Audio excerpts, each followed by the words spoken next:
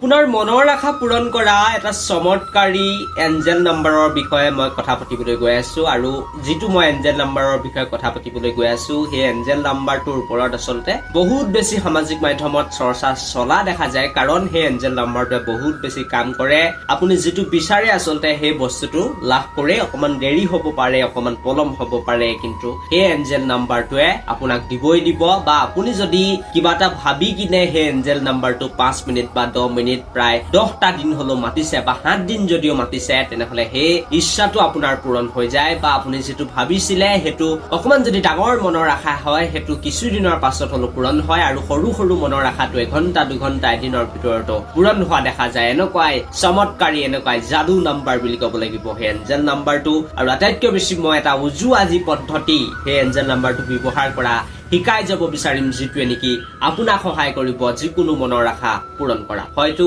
হে আপোনাৰ মনৰ আশাটো চৰকাৰী চাকৰি হ'ব পাৰে হয়তো আপোনাৰ প্ৰেমৰ লগত জড়িত কিবা হ'ব পাৰে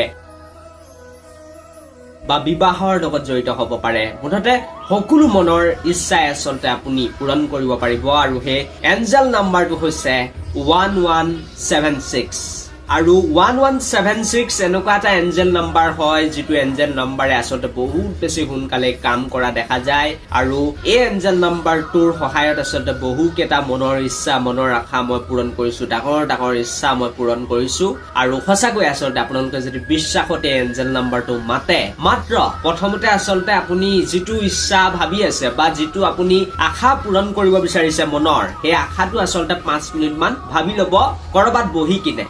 বহি কিনে আপুনি 5 মিনিট মান ভাবি ল'ব আৰু এনেকৈ ভাবিব যে সেই ইচ্ছাটো যেন আপোনাৰ ইতিমধ্যে পূৰণ হৈ গৈছে মই যদি এটা উদাহৰণ দিবলৈ যাওঁ তেনেহলে মোক এটা আইফোন লাগে তেনেহলে মই আইফোনটো পাবলৈ কেনেকৈ ভাবিব লাগিব মই এনেকৈ ভাবিব লাগিব যে মই ইতিমধ্যে আইফোনটো কিনিলো তেনেকৈ আচলতে ভাবি কিনে মই 1176 এইটো আচলতে 5 মিনিট 10 মিনিট সময় মাতিব লাগিব মানে আমি অলৰেডি বস্তুটো হৈ গৈছে বুলি ভাবি কিনে মাতিলেহে হে মনৰ ইচ্ছাটো বা হে কামটো আচলতে পূৰণ হোৱা দেখা যায় গতিকে মই এতিয়া আইফোনৰ কথা কলো ইয়াৰ লগতে যদি বহুতক চাকৰি লাগে তেওঁলোকে কেনেকৈ মাতিব বস্তুটো মই ইতিমধ্যে এটা চৰকাৰী চাকৰি পাই গৈছো বা মই পাবলৈ সক্ষম হলো এনেকৈ আচলতে ভাবি কিনে 1176 এনেকৈ আচলতে 10 মিনিট সময় মাতিব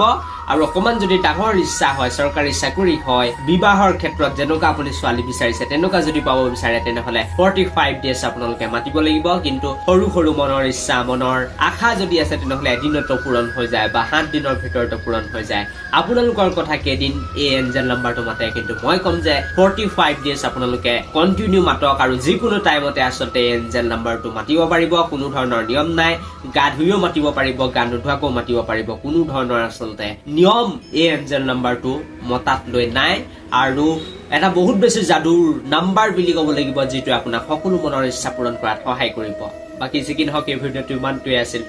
থ্যাংক ইউ ফৰ ৱাচিং দিছ ভিডিঅ'